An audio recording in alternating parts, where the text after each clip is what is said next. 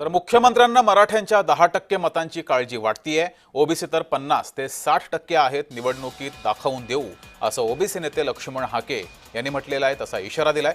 तर मनोज जरांगे यांच्यावर सुद्धा निशाणा साधलाय।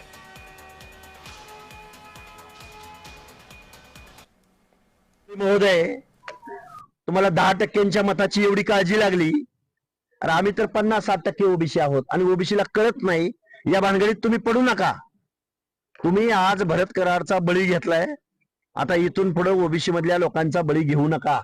लवकरात लवकर हा जी आर रद्द करा आणि कायद्याचं बोला, कायद्यानं बोला। ओबीसींच्या हक्क अधिकाराला वाऱ्यावर सोडू नका। आज ओबीसी प्रचंड संतापलेला आहे तुमच्यावरती।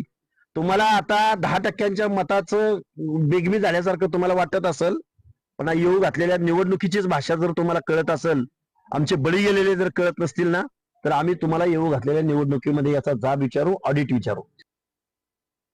भरत कराड वांगदरी गावचा रेणापूर तालुक्यातला हा जो तरुण आहे, आज डिजिटल मीडियाच्या माध्यमातून जे काही शासन वागतंय, निर्णय घेतंय, ते तरुणांना कळतंय।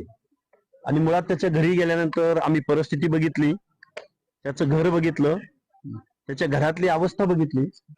आजही एक पक्क घर त्याला मिळू शकलेलं नाही।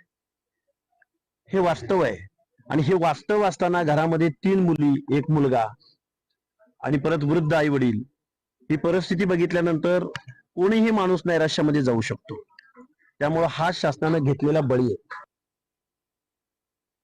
आम्ही संविधान मानणारी माणसं आहोत। अरे आमच्या 4 पिढ्यांनी तुम्हाला आम्ही मतदान केलं आणि हा काय म्हणतो माहितीये का, आम्ही 4 पिढ्या झालो, आम्ही गेवराईचे आमदार आहोत, आम्ही सगळ्या लोकांना बरोबर घेऊन चालतो।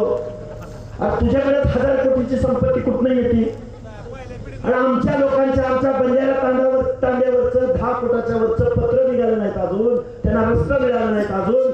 आमच्या धनगर बांधवांचं तर काय हाल आहे।